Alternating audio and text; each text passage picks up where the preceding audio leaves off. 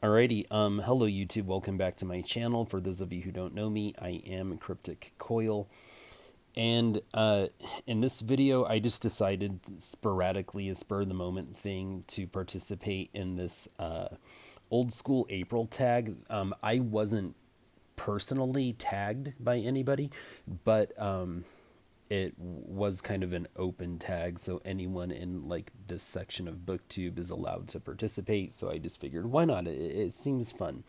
It seems fun. So this tag was originally created by Kritz Reed. um, I've seen a few of her videos, and she's a wonderful YouTuber. uh, so um, the first two questions she asks are under this theme called Reading Rainbow. So, for Reading Rainbow, question number one: what book, author, or series got you into reading? And I'm not very well organized, but I brought everything out. So, I was a reader even before Goosebumps was like popular in my own life. But I remember, and because I learned how to read when I was like in kindergarten, but and it was something that I did, and it was something that I did better than, the average kid in any of my classes. But I didn't really like fall in love with reading, and like, yeah, reading is something I really love doing, not just something I'm good at. Reading this book right here, Goosebumps, I picked it up from the Scholastic Book Fair in third grade. I still remember it like it was yesterday. The Scholastic Book Fair had come to my school, and my teacher would allow and it was there for a whole week. And so my teacher would allow two kids that she would just kind of pick at random from the class. And she'd be like, okay, you two, like Cryptic and Shady Side Library, you guys are allowed to get up from your chair and go to the Scholastic School Book Fair. And this girl named Lindsay and I were the ones that got picked. And so she and I go to the Scholastic Book Fair, and we're like two kids in a candy shop. And we're walking around looking at all the books and just thinking that this is so cool. And I picked up, I was looking around, she was looking around, and I asked her, like, you see anything you like? And she goes, yeah, but I'm still undecided. And she goes, what about you? And I go, yeah, same thing, I'm undecided. Then I grab a maybe stack. Like, I want this, I want this, I want this, but I'm not sure which one I want. And then she did the same thing. And then she was like, well, if you see anything that you think I might like, let me know. And I was like, okay. And I was like, same for you. And I ended up finding this little, I'm pretty sure it was an Apple paperback. I'm sure it was. It was called Ice Princess, and it was about a figure skater. And it was just the girliest thing I could find. It was just the girliest thing I could find. And so I grabbed that, and I went up to her and I go, hey, how about this? And she looks at it, she goes, oh, wow, this does look good. And she was like, I don't know, I still want to look around. And I was like, yeah, I'm still looking around too. And I was pretty sure that then I found this Welcome to Dead House, and I just loved the cover. I mean, the cover just looked really good. The book looked really scary. I knew I was into horror. I've been into scary things for as long as I could remember. And like literally since I was a toddler. And so eventually she landed on Ice Princess. That was the book that she was going to get. I helped pick it out. I ended up going with Welcome to Dead House. She and I both checked out, went back to class. The teacher and the class wanted to know what we got. Just like with all the other kids that got to go two at a time. And I started the Goosebumps craze in my third grade class. And I really feel like my third grade class started the Goosebumps craze around the whole school. It was like, I got this, everyone wanted to check it out. Next thing you know, like every other kid in my class has Goosebumps books. Next thing you know, all the other kids, like at recess, see us with our Goosebumps books and they want one. And I honestly think I started the Goosebumps book craze at my school. And this was like 93, 94. It was like third grade. So, yeah, that answers that question. What book or author or series got you into reading? And I give R.L. Stine and Goosebumps credit for that. So, what book or author got you into your favorite genre? That's question number two. It's kind of, very similar question, and I'm going to answer with the same thing. Goosebumps, Welcome to Dead House would probably technically deserve that credit, but I also grew up with a bookshelf in my living room and Stephen King books. Like my father had almost all of them, and they were all on the bookshelf. And even though I was too young for Stephen King, I would, sometimes ask my dad, "What was that one about? What was that one about?" And he would tell me, and I knew that they were all scary books for the most part. I remember when we watched The Shawshank Redemption as a family. At the end of it, I was like, "Hey, wait a minute, Dad! Like this was a good movie, but it wasn't scary." And my dad said, "Well, not everything he writes is scary." And I was like, "Huh? It isn't?" And so I just always liked scary things. I think that one of the things that really made me love horror was my father was in the Navy, and he was oftentimes deployed out to sea. And when he was gone out to sea, especially during the summertime, my mom would let me stay up like really late with her, like up till like midnight or a little past midnight. And we would watch Tales from the Crypt on HBO back when it was still in syndication. And that was like before kindergarten. So, and it continued until like kindergarten and first and second grade. So, yeah, I was into horror before I even started reading horror. Let's see. What is question number three? So, question number three is under a new set of questions called mixtape. So, for question number three, what was the first concert you ever went to? And the first concert that I ever went to, and C. Kritz Reed said, not the first concert you were ever taken to by your parents, but the first concert that you ever wanted to go to on your own. Well, the first concert that I ever went to was actually because my mom wanted to go, and it was John Michael Montgomery, the country music artist. And I enjoyed it. I had fun.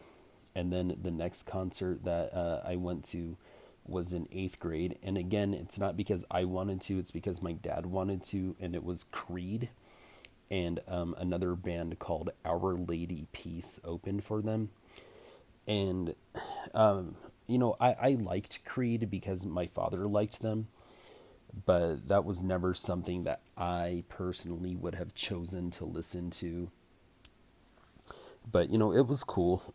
But the first concert that I ever got to go to was a metal festival called Blackest of the Black. And I specifically went for Lacuna Coil, okay? Lacuna Coil were touring in support of this album right here called Coma Lies. And this was probably the most important moment in their career because it had two hit singles called Swamped and Heaven's a Lie that got played on MTV2 Headbangers Ball during the Headbangers Ball revival. But this was my favorite band. The album prior to this, this one was called Unleashed Memories, and I really think that this album changed my life more so than any other album. And so I went to that Blackest of the Black festival just for Lacuna Coil, but it was a great lineup. The first band on the bill was Behemoth, and I got to meet them. The next band on the bill was Nile. No, then it was Lacuna Coil, and then it was Nile, and then it was a Super Joint Ritual, which is one of Phil Anselmo's other bands, and then it was Opeth, and then it was Glenn Danzig, former lead singer of the Misfits. So that was the first concert that I ever got to go to that I wanted to. The next question is question number four, what band or artist did you love that you never got to see live? And oh man, this is such a loaded question. Okay. So even though I probably don't look like it or don't seem like it, I do enjoy, country music. I don't listen to it all that often, but a lot of the country music that came out when I was a kid in the 90s, I absolutely love, still love to this day. And I'm a huge fan of Brooks and Dunn, okay? Huge fan. And I have had a lot of opportunities to see them live, and I never took advantage. And then they retired or something. I know that they had a Vegas residency for a while. I've never been to Vegas, so I never went to Vegas to check that out. Aerosmith had one too. Anyway, I do regret never seeing Brooks and Dunn. Then there's a pop band that I liked in the 90s called Savage Garden. And I can't find, this is their second album. I can't find their first album, the one that had like a Truly, Madly, Deeply, I Want You, and To the Moon and Back. That album is like one of my top 10 favorite albums of all time. And this album was okay. It wasn't as good as the first, but it was still a decent album. I never got to see them live. I never got to see the Ramones live. And if you watch my video, you always see this Lacuna Coil poster and this Evanescence poster in the background. And you know I'm a huge Nightwish fan, I'm sure. You have to know that. Like, you have to. Well, there's another female-fronted symphonic gothic metal band in the same vein called Within Temptation. They're from the Netherlands, and they don't come to the U.S. very much. They've been to the U.S. like a time or two, but never anywhere close to where I live, so I never got to see them live. And this is a huge bucket list band for me. And in the same vein as, like, Within Temptation, Lacuna Coil, Nightwish, there's a couple of other bands that I still haven't gotten to see live, such as Epica. I absolutely love Epica. I love their lead singer, Simone Simons. I have a red guitar that I named. I name all of my guitars. I named the red one Simone after her. That's just another band that I've just never had a chance to see live that I really wish I could. There's another band called Delane, and all the members have left except for the founding member of this band. And so all the albums that, I grew up with, like, in my late teens and most of my 20s, all those members are gone. And so if I ever do get to see them live, it won't be the same, And then there's another band, this was like a super group, and the keyboard player from Nightwish was in this band. And I just love this album all the way through. I mean, here on BookTube, we rate books based on, stars, like 1 out of 5. Well, for me, this is a 5-star album. And they've never really toured because it's a super group, so all the members are busy with their, like, main bands. It breaks my heart that I'll never get to see them live. And there's an 80s hair metal band that I broke up, like, a long time ago. They broke up like in the 80s, and they were called Vixen. And I absolutely love them. I love their first 2 albums anyway. And like one of the the lead guitarist has passed away. The lead singer is no longer with the band. I was gonna, and the lead singer was replaced by a different singer from a different female-fronted 80s hair band called Femme Fatale. Her name is Lorraine Lewis, and she's now singing for Vixen. And I was gonna get to see them live a couple years ago, and then COVID happened, and the show got canceled. So it was just meant to be. I was never meant to see Vixen live in any incarnation. And the most heartbreaking of all, Linkin Park. Good gosh, I wish I could see Linkin Park live. Okay, poor Chester. Rest in peace, Chester. I absolutely loved Linkin Park when they first came out. I was 14. I always loved them. But it just so happened that around that same time, I really got into metal and I started exploring all the classics. And with exploring the classics came this need to impress like my elders. Like I wanted to impress like people who were in their late teens and 20s and 30s with my music taste. And of course, older people have to oftentimes dunk on what the young people are doing and what the young people are enjoying. And Linkin Park, they were a great band, but they were just a part of the wrong scene. They were a part of the new metal scene, which I'm still not all that fond of, by the way, but I loved Linkin Park and I still do. And then I started to get into some of the underground European stuff, and then I got into some of the heavier stuff, and it's like I couldn't like anything mainstream because I was afraid that I'd be rejected by the larger, broader metal community. So I had to pretend to hate them, even though I secretly loved them. And I got over that by the time I was in my early 20s, but I had opportunities to see them live and I just never did, and I really regret it. I really regret it. Okay, so let's move on to the next one. Question number 5. What cartoon was your favorite while growing up? So that's another loaded question because there were so many. I grew up in the 90s, okay? There were like the dopest cartoons you've ever seen in your life, okay? There was a, a, a Link and Zelda commercial and a Super Mario Brothers commercial. And I think that the first half was like Link and Zelda and the other half was Super Mario. That was on for a little bit. I loved that. There was like the X-Men animated series, Batman the animated series, and Spider-Man the animated series. I loved those. That's what got me into comic books.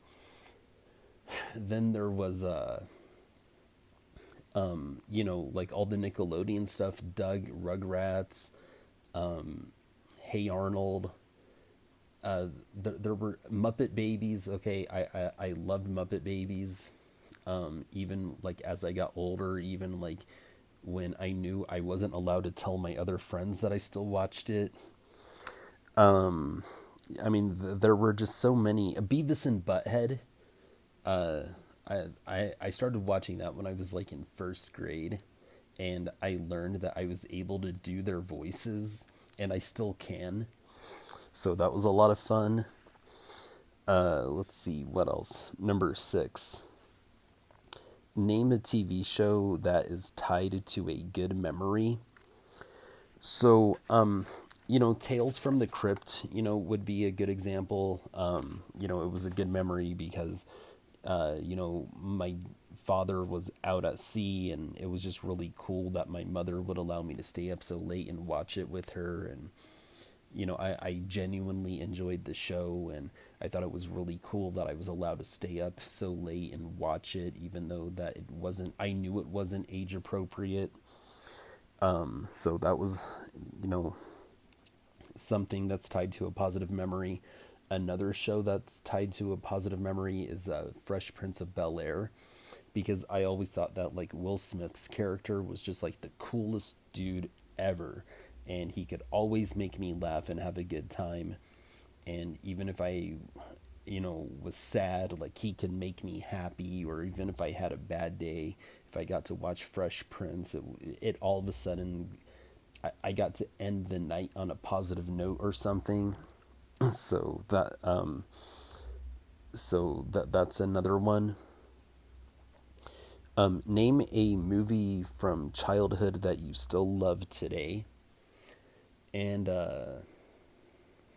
let's see. Okay, so something comes to mind. It was a made for the TV or it was a made for TV, made for the Disney Channel original movie called Brink. And it was about these kids that rollerbladed and they called themselves soul skaters. And the bad guy was played by this kid that also played on a sitcom called Grace Under Fire. Well, anyway, Brink was like a really fun show because in the 90s, I rollerbladed and I skateboarded.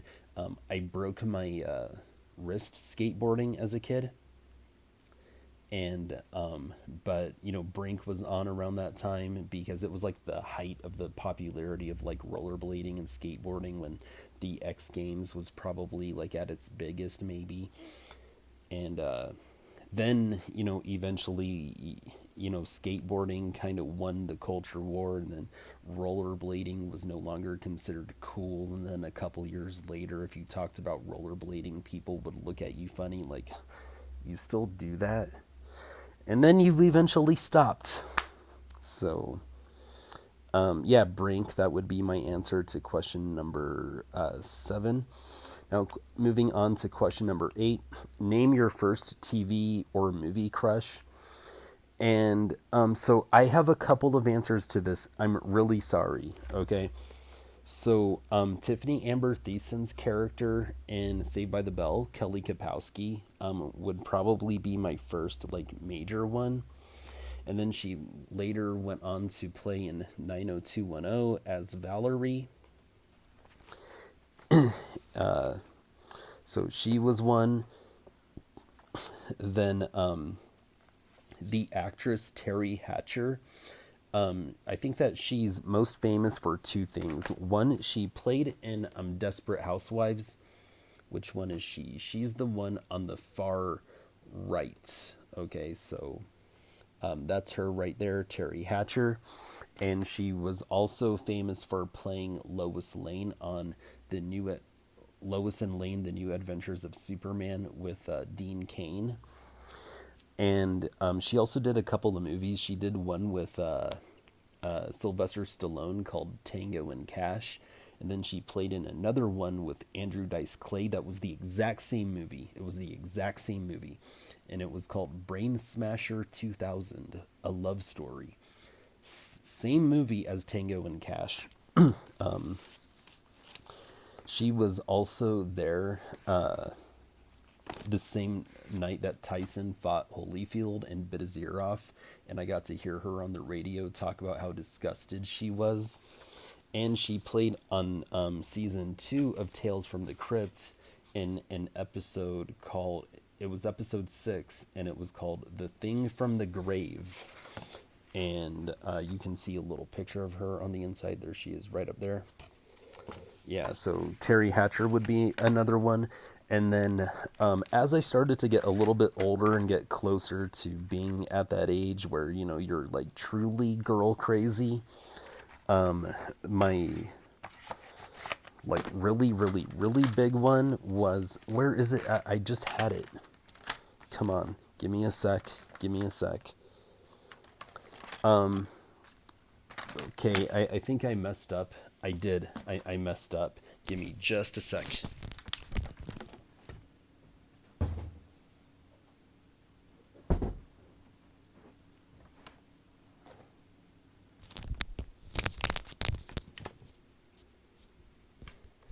Okay, I'm back.